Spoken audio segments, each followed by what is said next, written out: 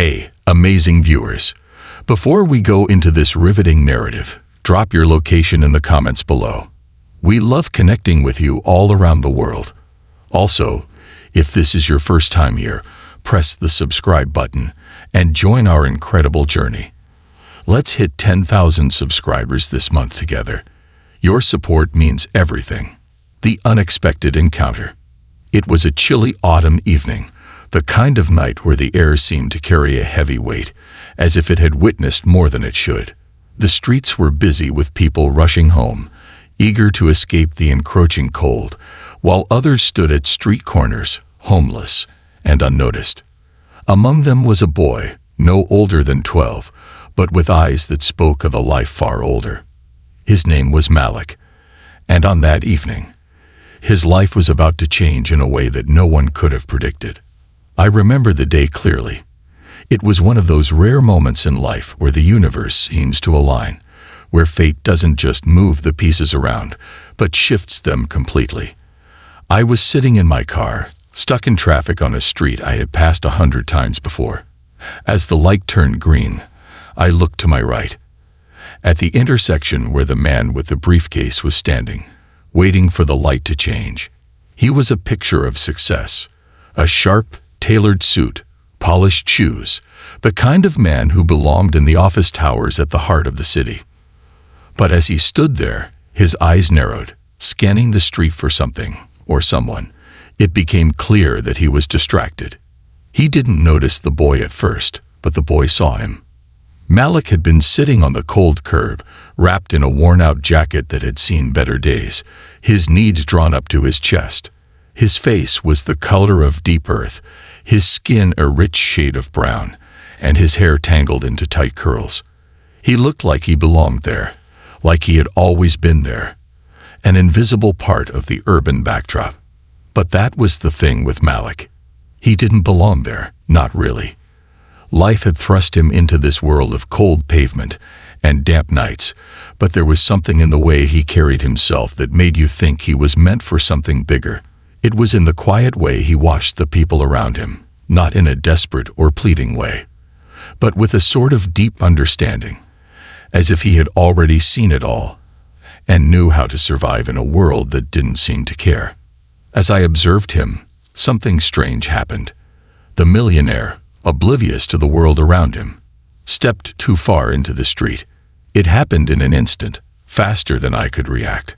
A car, going too fast, swerved to avoid hitting the man. The sound of screeching tires filled the air, and I braced myself for the worst. But then, Malik, the homeless boy, did something I will never forget. Without a second thought, he bolted from the curb, pushing the man out of harm's way. The two of them went tumbling to the ground, the boy on top of the millionaire, shielding him from the impact. The car missed them by inches, its tires whirring past as they both lay there, breathless but alive. In that moment, I couldn't help but feel a sense of awe mixed with confusion. I had seen so many people ignore the pain and struggles of others, too busy with their own lives to notice someone else in need. But here was Malik, a boy who had nothing, risking everything to save a man who probably didn't even know his name. I couldn't take my eyes off them as they both slowly stood up. The millionaire, still in shock, brushed himself off, his face pale. But it was Malik's eyes that caught my attention. They were wide with fear, but there was also something else, something like hope. Hope for a future he had never dared to dream of. The man, clearly shaken, turned to Malik. "Are you okay?" he asked, his voice unsteady. Malik nodded, his lips curling into a small, almost imperceptible smile. "Yeah, I'm fine." The millionaire looked at him for a moment longer, his eyes scanning Malik's worn clothes, his battered shoes. He looked like he was about to say something, but instead, he simply shook his head. "Thank you," he muttered, his voice soft but full of gratitude. But as the man walked away, I noticed something I hadn't expected. Malik didn't stand there waiting for any form of recognition. He didn't look for a thank you or a pat on the back. Instead, he turned, his feet taking him back toward the alley where he had come from. The brief interaction seemed to have meant nothing to him, or maybe everything. The boy wasn't waiting for a reward. He wasn't looking for anything except a sense of dignity. I sat there in my car, unable to drive forward, the moment replaying over and over in my mind. I wondered what would come next for Malik. Would anyone ever know his story? Would anyone ever see him for the hero he truly was? The next day, I would find out. That evening, I couldn't stop thinking about Malik. I tried to go about my day, meeting clients, making calls, but his face stayed with me, a haunting image of quiet heroism in a world that often overlooks those who need help the most. But what really struck me was the certainty with which he had acted. He hadn't hesitated, not even for a moment. He didn't care who the man was or what might happen to him. He just acted out of pure instinct, driven by something deeper than survival. The millionaire, on the other hand, was a different story. He had everything anyone could want: wealth, status, power. But in that moment, he had been powerless to help himself. I couldn't help but wonder what had led him to that place. Was he aware of the boy's sacrifice? Did he feel a sense of guilt, of gratitude, or perhaps something else? I had no answers that night, only questions. But I knew that I had witnessed something extraordinary, something that would leave me forever changed. And little did I know, the next day would bring an unexpected twist that no one could have seen coming. A stranger's gesture. The next morning, I couldn't shake the feeling that something was about to happen. I had gone through my usual routine: coffee, checking emails, catching up on meetings, but my mind kept drifting back to Malik. It was as if the universe was pushing me towards some understanding, urging me to act, though I had no idea how or why. It wasn't until the afternoon that things began to take a strange turn. I was at a cafe near my office, trying to sort through a pile of paperwork that seemed to have appeared out of nowhere, when I saw him again, the millionaire. He was sitting at a table by the window, staring out at the city streets, his face drawn and pensive. For a moment, I wasn't sure if I was imagining it. He looked different today, less confident, almost vulnerable. I debated whether or not to approach him. After all, we had crossed paths briefly the night before, and I wasn't sure how he would react to seeing me now. I didn't know if I should speak up, but there was something in the air, something that pushed me toward him. Without thinking, I grabbed my coffee and walked over to his table. "Excuse me," I said, my voice more hesitant than I had intended. "I saw what happened last night. You were lucky." He looked up, his expression momentarily startled. His eyes, which had once seemed cold and focused, were now clouded with a mixture of gratitude and guilt. "Lucky," he echoed, his voice low. "I suppose you could say that, but someone saved me." I nodded, taking a seat across from him without waiting for an invitation. There was something about him now that made me want to understand more, to know what had been going on behind those polished, professional walls he wore so well. "It was a boy," I said, watching him closely. "A homeless boy. Actually, I'm not sure if you saw him, but he risked his life to save you." His eyes widened in recognition, and for the first time, he seemed truly shaken. "I remember now," he said quietly, running a hand through his hair. He didn't hesitate, not for a second. He just pushed me out of the way. He saved my life. "I wonder what happened to him," I said, my curiosity getting the better of me. "The boy, I mean. What's his story?" The man leaned back in his chair, his eyes distant, as if the question had triggered something inside him. A realization or a memory that he hadn't allowed himself to consider before. He was silent for a long time, his fingers tapping the table rhythmically. "I don't know," he finally said, his voice barely above a whisper. "But I need to find him." That was the turning point. Something in the way he spoke, in the raw emotion behind his words, told me that he wasn't just interested in finding Malik out of some obligation. It was deeper than that. Something had changed inside him. Something that had been sparked by the boy's selflessness. For the first time, I saw the cracks in the facade of the wealthy, successful man in front of me. Beneath the polished exterior, there was a man who had never truly understood what it meant to risk everything for someone else. "You want to find him?" I asked, intrigued by the shift in his demeanor. He nodded, a determined look in his eyes. I can't explain it. It's like he saw something in me that no one else ever has. Like he knew what I needed before I even did. I've lived my life, building walls around myself, thinking that wealth and status could protect me. But that boy, Malik, he made me see that I've been living in a prison of my own making, and I can't just walk away from that. I was taken aback by his honesty. It wasn't just that he was acknowledging the boy's bravery. It was the way he was reckoning with the cracks in his own life. The boy's simple act of saving him had set off a chain reaction, pushing him to question everything he had known up until that point. "Where do we start looking?" I asked. The millionaire, whose name, as I found out, was William, was silent for a moment, lost in thought. Then, without a word, he pulled out his phone and began scrolling. After a few minutes, he looked up, his eyes focused and determined. "I think I know where to find him." What happened next still feels like something out of a dream. William and I set off, neither of us really knowing what we were looking for. He had an address, an old shelter, a rundown building near the edge of town. But we didn't know if Malik would even be there. It didn't matter. There was something in William's expression that told me this wasn't just about finding the boy. It was about making something right, about acknowledging a debt that could never be repaid with money or gifts. The drive felt long, the cityscape shifting from gleaming skyscrapers to forgotten corners of the world. The streets grew narrower, the buildings taller and more dilapidated, as if we were entering a forgotten part of the city that people rarely saw. The air here smelled different, faintly of damp concrete, of worn-out lives that had been left behind.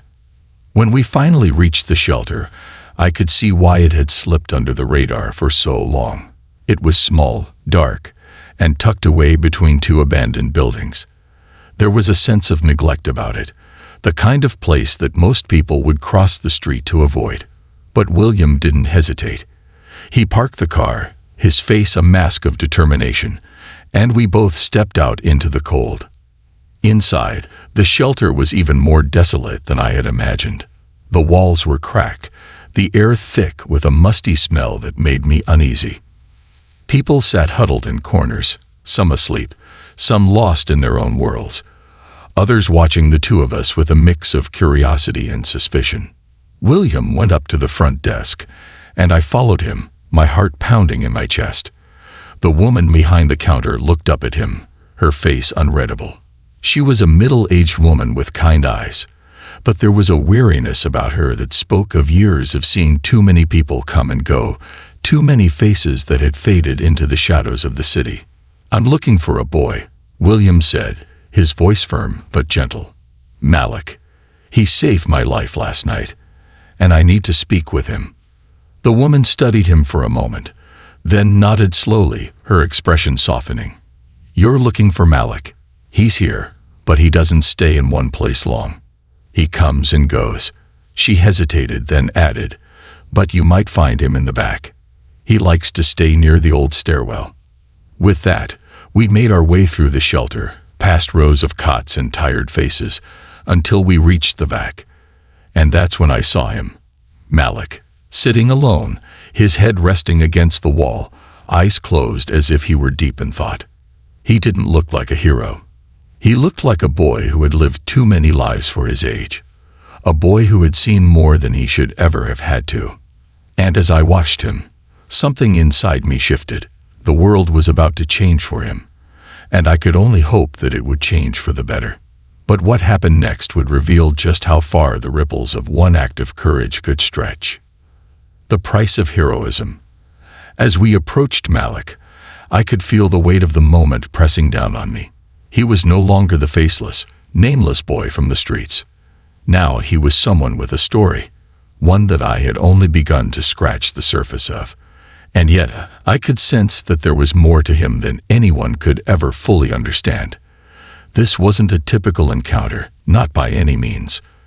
What had started with a life saved, a single act of heroism, was about to unfold into something far deeper, far more complicated than I ever imagined.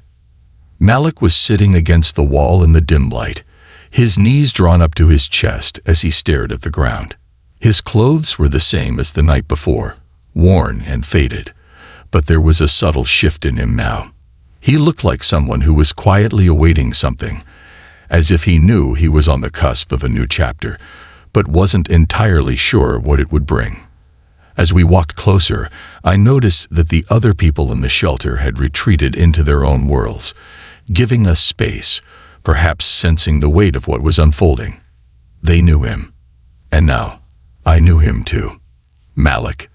William's voice was tentative, but there was an edge of certainty in it that caught my attention. The boy's eyes flicked up slowly, and for a brief moment, they locked onto William's.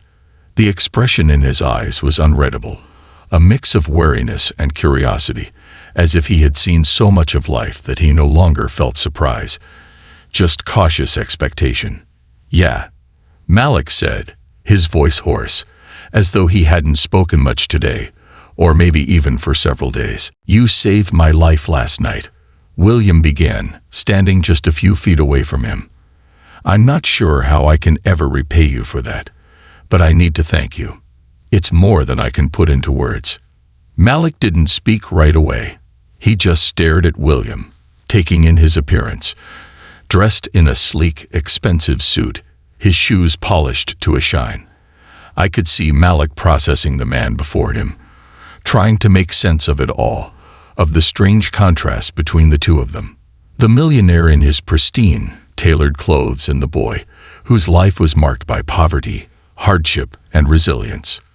"You don't need to thank me," Malik replied after a moment, his voice calm but firm. "I just did what anyone would have done." There was something in his tone that made me pause. His words weren't the modest ones of a child trying to downplay his actions. They were the quiet, mature words of someone who had learned the hard way that life wasn't fair and didn't always offer rewards for doing the right thing. It was as though Malik had already come to terms with the fact that heroism often went unnoticed, or worse, unappreciated. William's expression softened, and he took a step closer, his eyes never leaving Malik's. "I don't think you understand. What you did, it was incredible. I've been living a life that's all about status, about what's on the outside, and I've forgotten what truly matters. You reminded me of that. You saved my life. I want to help you." Malik's eyebrows furrowed slightly. There was a brief flicker of disbelief in his eyes, and I could see him trying to make sense of William's words. I don't think anyone had ever said something like that to him before, not with such genuine intent. His entire life had been a struggle for survival, and here was a man, someone from a completely different world, offering him help like it was the most natural thing in the world. But that was the thing. For Malik, help didn't come easily, and it wasn't something he was used to accepting. "Help me," he repeated, his voice low, almost as if testing the words. "Why?" William hesitated, then sat down on the floor beside him. There was no formality in the way he did it, no distance between them. He sat on the cold, cracked floor like a man who had finally given up on the trappings of his world, ready to meet Malik where he was. "I don't have all the answers," William said, his voice quiet but filled with sincerity. "But I know I can't go back to the life I was living before. I was living for all the wrong reasons. The wealth, the power, it meant nothing. But what you did for me, Malik, it means everything. I want to give you a chance, a real chance at something better. You don't belong here. You shouldn't have to live this way." Malik didn't look at him immediately. He stared ahead, deep in thought, as if processing every word, weighing it against everything he had known up until that point. His gaze flicked to the other people in the shelter, who were oblivious to the conversation unfolding between the two of us. "I've been on my own for a long time," Malik said finally, his voice steady but tinged with a quiet sorrow. "I don't trust people. I can't. Every time I've trusted someone, they've let me down. So why should I trust you?" William nodded, acknowledging the depth of Malik's mistrust. He had expected this response. It was the natural response of someone who had been abandoned by the world long before they had ever learned to trust it. "You're right," William said softly. "I don't expect you to trust me right away. But I'm asking you to take a chance. A small one. Let me help you get off the streets. You don't have to stay here. You deserve more than this." For the first time, Malik's expression softened just slightly. He looked at William for a long moment, as though trying to determine whether this man was for real, whether his offer was genuine, or just another empty promise. "I don't need your money," Malik said, his voice low but firm. "I don't need your pity. I've been through worse than this." William's face tightened for a moment, but he didn't back away. "I'm not offering you pity. I'm offering you a chance. To do something with your life, to live without worrying about where your next meal is coming from, or whether you'll have a roof over your head at night. This is your chance to do something different, and I can help you with that." Malik looked down at the floor again, his hands gripping the edge of his jacket. The silence stretched between us, thick with the weight of the decision Malik was faced with. I could see the struggle within him, the pull between the life he knew and the possibility of something better. Then, slowly, Malik looked up. His eyes met William's, and for the first time, I saw something flicker in them, a glimmer of hope, barely visible but undeniable. "Okay," Malik said softly, the word barely escaping his lips. "I'll take your chance, but don't think I'm doing it because I believe in you. I'm doing it because, maybe, just maybe, I'll find something different out there." William smiled then, a real smile, not the polished, practiced kind I had come to expect from him. It was a smile that came from the heart, one that acknowledged the long road ahead, but also the hope of a new beginning. "I promise you, Malik," William said, standing up and extending a hand. "I'll do everything I can to help you. We'll figure this out together." Malik hesitated for a brief moment, but then, to my surprise, he took William's hand. It wasn't a grand gesture, but in that simple, quiet exchange, I saw the first real step in what was to come. The first crack in the armor that Malik had built around himself, and the first real chance at something resembling a future.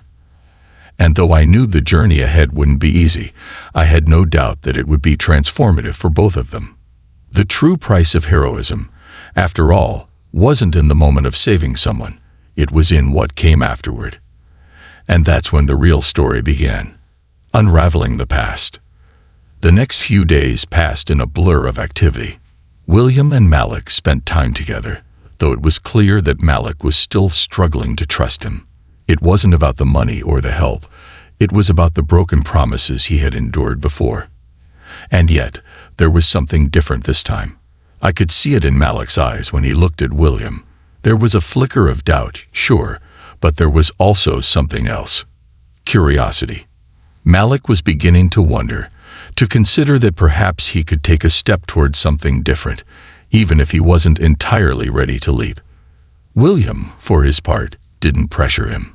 He was patient, offering small gestures of kindness, like buying Malik a warm meal or providing him with a place to sleep for the night.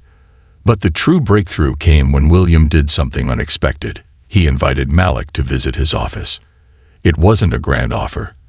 There was no promise of a luxury lifestyle, no suggestion that Malik's life would suddenly be transformed. It was simply an invitation to see another world, one that had, until now, been out of reach for him. Malik was reluctant, of course, but William made it clear that there was no obligation. "I just want you to see what's possible," William had said. Nothing more. No expectations, just, "Come see it." On the day of the visit, Malik wore the best clothes he could find. His jacket was still threadbare, his shoes were scuffed, but he held his head high as they stepped into the sleek, glass-walled building that housed William's company. As we walked through the lobby, I could see the way Malik's eyes darted around, taking in the polished floors, the glass elevators, the people in suits rushing by. He looked out of place, but his curiosity was undeniable. Inside William's office, things were quieter. The air was thick with the quiet hum of computers and the soft murmur of business calls. William's assistant greeted us with a warm smile, and I could see that William was genuinely excited to show Malik around. He led him through the hallways, explaining what he did, how he had built his company, how he had climbed the ranks of the business world. It wasn't a story of overnight success, though. William was candid about the sacrifices, the challenges, and the failures he had endured to get to this point. This wasn't easy, William admitted as we stood in front of his massive office window, overlooking the city below. But it was worth it. There were times when I thought I couldn't keep going.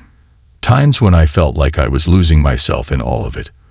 But I held on, and it paid off. Malik listened quietly, his eyes fixed on William. For the first time, he didn't look like he was just waiting for the conversation to end. There was a spark of interest in his gaze, a glimpse of something that suggested he wasn't as resigned to his fate as he had once been. The life of the streets had hardened him, yes, but there was a part of him that still yearned for something more. And as William spoke, I could see Malik beginning to ask himself, could it be possible? Could he too escape the cycle of poverty and hopelessness that had trapped him for so long? Could he, just like William, climb out of the darkness and into a new life? The visit lasted only an hour, but it left a lasting impact on Malik. I could see it in the way he moved afterward, a slight change in his posture as if he were carrying a weight that had shifted just a little. He was still guarded, still unsure of what to make of the offer, but the seed had been planted. Later that evening, as we sat in a small diner, Malik finally spoke up. "I never thought people like him existed," he said, his voice low but thoughtful. "People who didn't just care about themselves, who didn't just want to climb on top of others to get ahead." I raised an eyebrow, surprised by the depth of his words. "What do you mean?"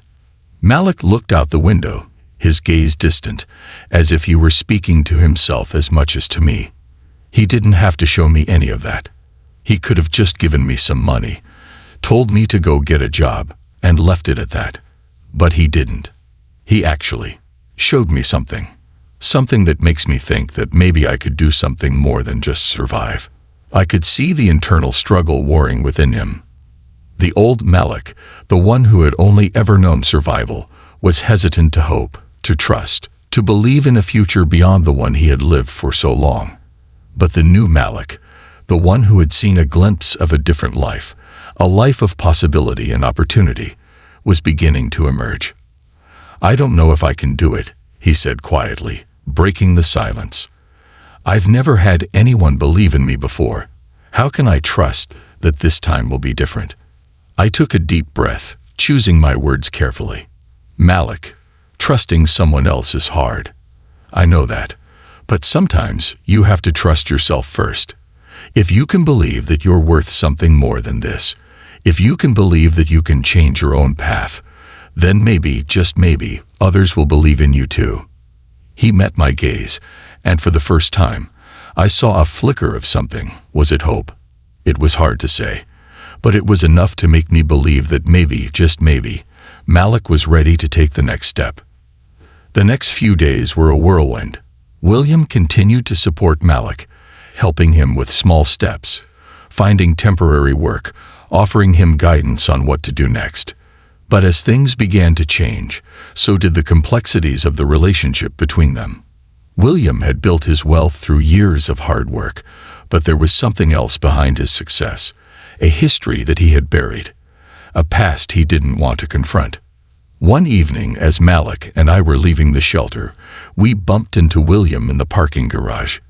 He was leaning against his car, staring down at the pavement, his face a mask of frustration. "Something wrong?" I asked, noticing the tension in his posture. William shook his head, though there was a storm brewing behind his eyes. "I've been trying to help Malik. I really have. But it's not enough. He's not ready yet. He's still holding on to the past, to the life he's known." I could see the weight of this conversation bearing down on him. William had built a life based on control and success, but now he was realizing just how fragile that foundation was. He was offering help to someone who didn't know how to receive it, and that realization was eating away at him. "I've been here before," William continued, his voice low. "I've tried to pull people out of the hole they're in, but they always go back, and I'm scared that Malik will do the same thing, that I won't be enough to make him see what he can be." I placed a hand on his shoulder, trying to steady him. Sometimes, people need more than just help. They need to see that they're capable of changing. And sometimes, that takes time. You can't force someone to see the light until they're ready to. William nodded, his face filled with a mix of frustration and determination. "I know, but I'm afraid of what will happen if I don't push him harder. He's got so much potential, and I don't want him to waste it."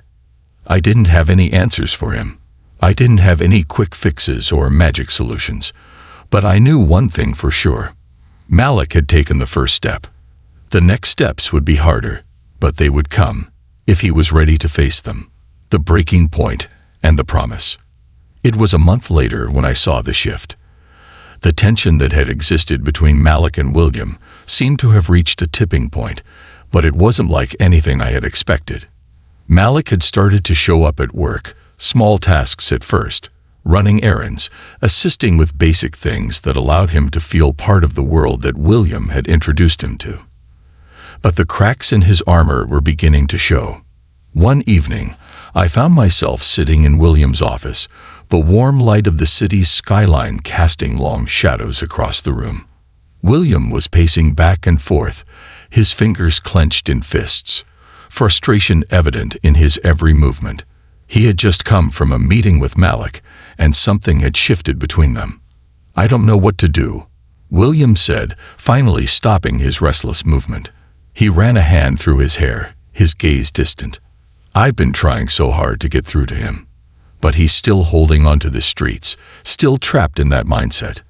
And I don't know if I can help him, if he won't let go of the past." I stayed quiet for a moment, letting the weight of his words sink in.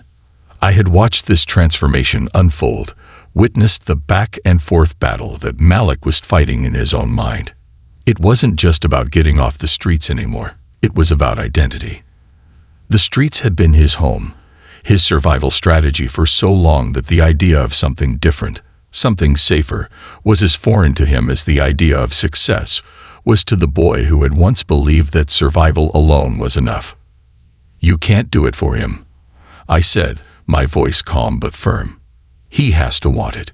He has to choose it." William sank into his chair, exhaustion settling on his shoulders. "I know. I just don't want him to fall back into the life that nearly killed him. He has so much potential, but he's afraid of everything outside of that. I'm afraid he'll never believe in himself." It was in that moment, as William sat there questioning his own ability to make a difference, that the sound of footsteps interrupted the silence. We both turned toward the door, where Malik stood, his figure silhouetted in the doorway. "I'm leaving," Malik said, his voice flat, as though he had already made up his mind. The words hit the room like a blow. William looked up, his eyes wide with disbelief. "What do you mean? Leaving where?" "I'm going back," Malik replied, his gaze unwavering. "Back to where I belong. The streets. That's where I'm meant to be. I've tried to change. I've tried to fit into your world, but it's not me. I can't pretend to be someone I'm not." There was no anger in his voice, no bitterness, only the quiet resignation of a boy who had tried, who had reached out for something beyond his grasp, only to find himself too afraid to hold on. William's face crumpled, and for a moment, I saw him as the man he had once been. Desperate for control, terrified of failure. He stood up quickly, moving toward Malik with an intensity that made me take a step back. "Malik, wait. Please. You don't have to do this. You can stay. You can be part of something more than this. You've already taken the hardest steps. You can't give up now." But Malik only shook his head. "I don't know who I am if I'm not on my own. I don't know how to live any other way. I'm not like you, William. I don't know how to trust anyone." A silence hung between them, heavy, thick, and filled with years of pain neither man could fully express. I could see that Malik was torn, but his words spoke volumes. This wasn't just about leaving a shelter, a job, or a temporary lifestyle. This was about his identity, his soul, and his struggle to believe that he could ever fit into a world he had only ever seen from the outside. But just as I thought Malik was about to turn and walk out the door, he stopped. He turned back to William, his face softened by something new, a glimmer of understanding. "I didn't come to you for a life change," Malik said quietly. "I didn't expect you to fix me. I came because you showed me that it was possible to hope, even if I'm not ready for it yet. I can see the way out, but it's going to take time. I need to figure it out on my own." William stood still, his chest rising and falling with a breath that seemed to hold everything he couldn't say. He nodded slowly, the lines of his face softening. "I'm not going to give up on you," he said. "No matter what. You don't have to do this alone."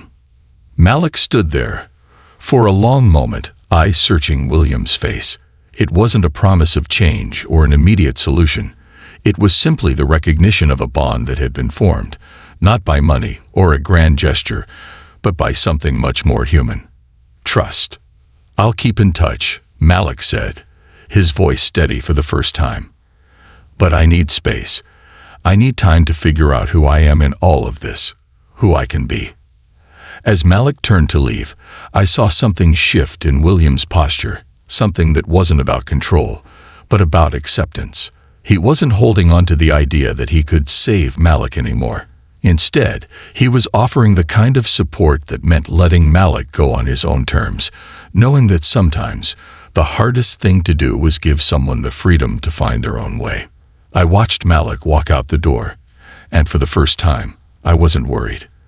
I understood now that it wasn't about rescuing someone from the streets or pulling them into a life that didn't belong to them. It was about giving them the choice, the space to make their own decisions, even if those decisions didn't come all at once. Weeks passed before I saw Malik again. But when I did, it was in a small, humble cafe on the edge of town. He looked different, still wearing the same old clothes, but there was a lightness to his expression, a peace I hadn't seen before. He had found a job, a simple one, working at the counter of the cafe. It wasn't glamorous, but it was his. And that, I realized, was enough. "I didn't want to come back," Malik said, as we sat down together. "But I realized something. I don't have to be like anyone else. I just have to be me. I don't know where this is going, but I know I'm not going back to where I was." I smiled, feeling the weight of those words sink in. "You're not alone, Malik. Not anymore." As he smiled back, I saw the boy who had once been a stranger to hope, now becoming someone who could believe in his own future. It was a slow journey, one that would take time. But it was a journey he was ready to take. And for William, for me, and for Malik, that was enough. The end, but also the beginning. This concludes the story. Thank you for watching until the end. I hope you found it enjoyable. If you did, please consider liking the video and sharing it with your friends. Don't forget to subscribe to our channel and activate the notification bell for more captivating stories. Have a great day.